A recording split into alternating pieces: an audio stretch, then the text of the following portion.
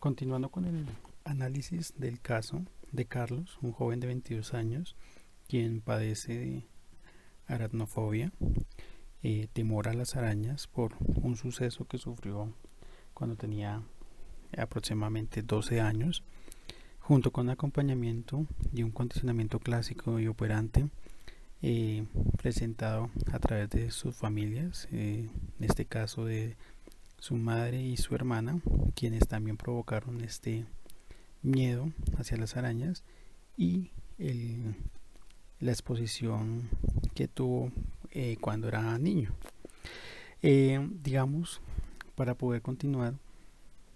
nos es necesario analizar la parte de los refuerzos y los castigos en este caso, en este análisis. Y para ello tomaremos como partida el concepto de refuerzo y de castigo, que serían los reforzadores tanto positivos como negativos, al igual que castigo positivo y negativo. Para ello, el condicionamiento operante nos dice que nuestras conductas se ven modificadas por los estímulos que las siguen, pudiendo aumentar en probabilidad de emisión o disminuir. En realidad aquí se puede presentar una confusión porque podemos considerar que el refuerzo consiste en dar algo bueno para aumentar una conducta y que el castigo, por el contrario, es entregar un estímulo negativo, pero en realidad no es así. Si lo pudiéramos explicar, podemos decir que el refuerzo es aquello que utilizamos o aquello que se hace para aumentar la probabilidad de dicha conducta, mientras que el castigo es lo contrario, lo que en realidad quiere generar es disminuir la probabilidad de esta conducta. Con esta claridad también podemos hablar de estímulos positivos o estímulos negativos. Entonces en esa línea es donde hablamos de que un estímulo positivo es emitir un estímulo para aumentar la probabilidad de una conducta. Es el refuerzo que se conoce en la cultura general como comprarle algún detalle a algún niño, algún regalo, algún dulce, o lo que se puede utilizar como en las empresas para alabar el buen desempeño de determinado trabajador, incentivándolo, como nombrándolo como trabajador del mes o presentándolo públicamente ante sus demás compañeros. Esto podemos decir que es un refuerzo positivo.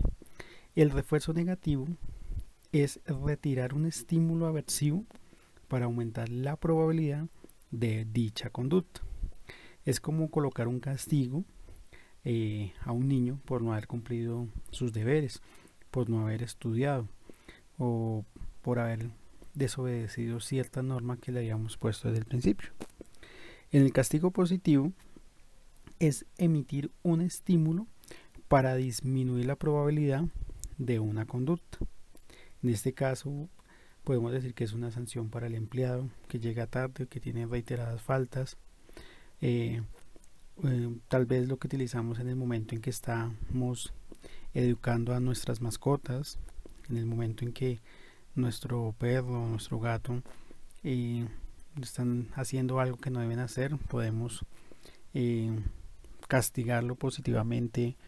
tal vez dándoles un pequeño golpe con un periódico en el caso del perro, o golpeando una de las paticas del gato en caso de que esté arañando. El castigo negativo es, por el contrario, es retirar un estímulo para disminuir la probabilidad de dicha conducta. Se ve mucho en los padres que dejan de hacer caso al niño cuando se pone a gritar, lo que normalmente llamamos como las pataletas, es decir, no hacerle como caso a este berrinche que está haciendo. También se puede considerar como retirarle un juguete por el cual el niño está tal vez pegándole a su hermano o no queriendo compartir. Entonces, ya con esta claridad y regresando al caso de Carlos, aquí podemos ver que él tuvo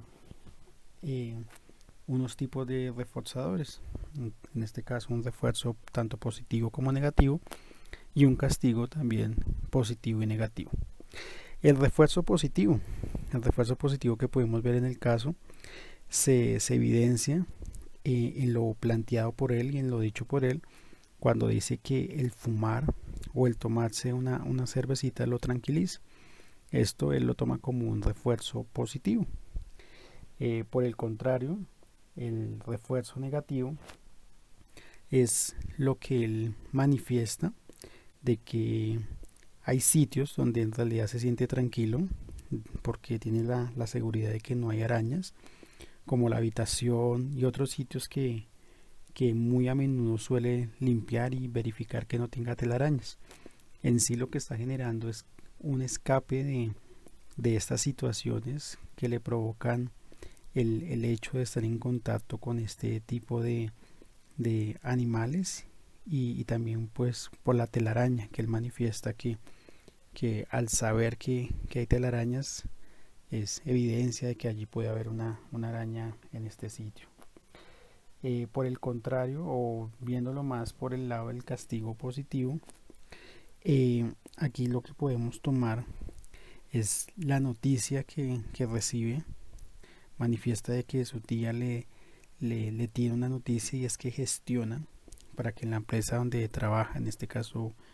Pompipollo, no le asignen a los galpones. Recordemos que allí fue donde tuvo uno de sus eventos al encontrarse en un galpón y estar allí fue víctima de la picadura de una de estas arañas. Entonces dice que un familiar logró gestionar el cambio de departamento, cambiarlo de la parte donde estaba asignado, y ya no tendría que tener contacto pues con los galpones. Adicionalmente, recibirá un incentivo para poder estudiar en un diplomado y asimismo poder cambiar pues el ambiente de donde estaba, ya no tanto de un ambiente operativo de estar constantemente en contacto con este tipo, sino ya sería más una parte de reproducción animal y genética, que era lo que en sí iba encaminado su diplomado que va a realizar. Si continuamos y analizamos en el castigo positivo y en el castigo negativo, allí es donde podemos ver que el aspecto de no sentirse seguro generaba en él angustia, en especial cuando le tenían que asignar o cuando era comisionado para ir a algún galpón. Decía que en ese momento él entraba en un tiempo de no saber qué hacer, que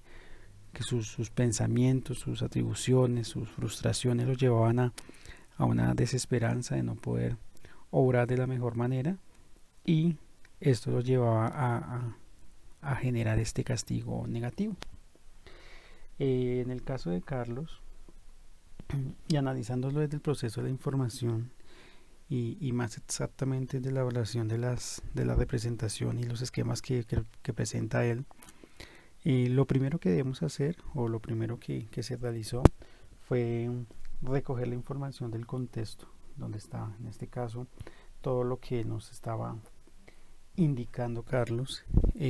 a través de las preguntas, a través del análisis que se hizo, a través de todo lo que él manifestaba. Es como el primer acercamiento que tenemos hacia el contexto y hacia el análisis que vamos a hacer del caso. Lo siguiente habla acerca de que esto nos va a generar una memoria episódica y que a su vez va a generar una red semántica o proporcional que desencadena un esquema. Y aquí es donde podemos entender que todo individuo puede elaborar las representaciones y esquemas por medio del trabajo realizado en nuestro sistema cognitivo. No es algo que esté desligado, sino que está básicamente unido con lo que es la sensación, toda la parte de la recolección de información del contexto y del medio donde estamos. Pues dicha información es recolectada por los sentidos, y que allí se inicia un proceso de asimilación de la información,